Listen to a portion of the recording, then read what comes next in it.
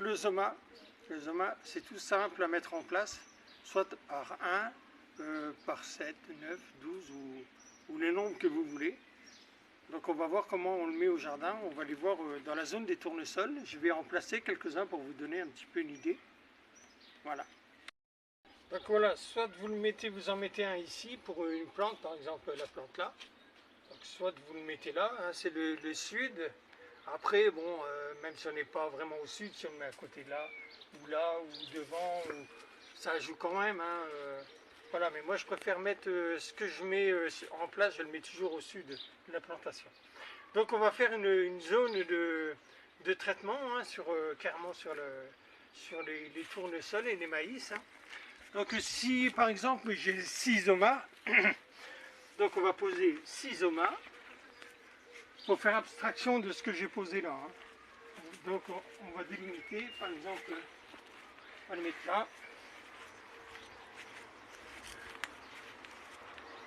Voilà. Donc on va en prendre 6, on peut en mettre plus. Merci. Tac, là. Il vaut mieux les mettre, voilà, là. Ici. Là. Et voilà une autre là.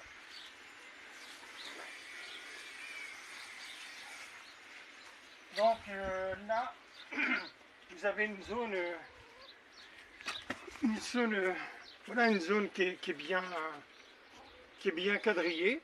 Donc vous pouvez procéder comme ça. Ou alors, tout simplement, si vous en avez 3 seulement,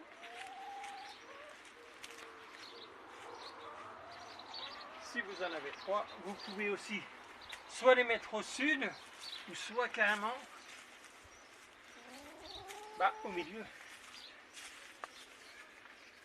Voilà, vous les mettez, vous essayez de les mettre à la même distance, et les mettre comme ça. Voilà, juste au milieu. Dans ma serre, ce que j'ai fait, c'est que j'avais mis, c'était des cônes carrément, hein, j'avais mis carrément 7 cônes, comme les 16 chakras, donc enterrés dans le sol. Vous pouvez faire la même chose au milieu, c'est possible, ça fonctionne très très bien. Voilà, après vous laissez aller votre imagination, hein. Il y a un tas de combinaisons, hein, à faire, hein. C'est comme vous le sentez.